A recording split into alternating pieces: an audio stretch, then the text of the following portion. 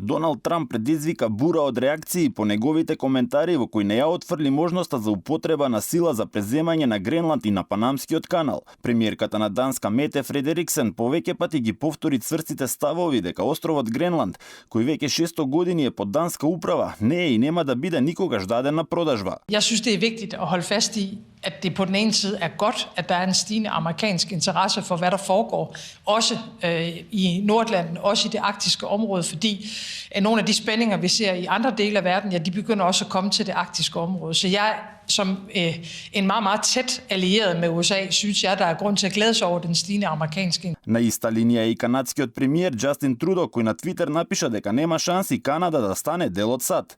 Трамп на пресконференција со новинарите ги повтори неговите желби за припојување на Канада како 51 членка на САД и му порача на Трудо дека САД и Канада заедно би биле голема нација.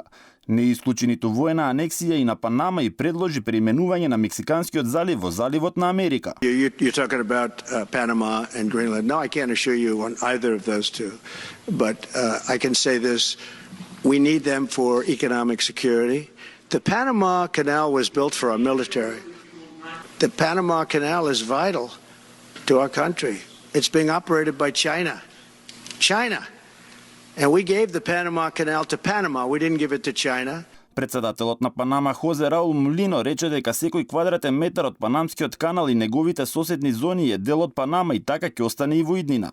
И додека светот трепери пред најавите на новиот американски председател да испраќа војска за да ги припои Гренланд, Панамскиот канал и Канада, дел од луѓето кои живеат на најголемиот остров на светот се сликаа со неговиот син Трамп Џуниор.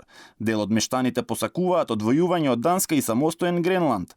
Во 2008 година на референдум изгласаа закон за самоуправа со кој преземаат поголем број ингеренции од данската влада, но одбраната, економската и надворешната политика остануваат грижа на Копенхаген. Критичарите на Трамп ја нарекоа неговата идеја луда, но она што најмногу ги загрижува сите е како би реагирал НАТО во случај Америка да нападне некој од незините членки. Во тој случај би се активирал членот 5 на алијансата кој предвидува колективен одговор на непријателски оган.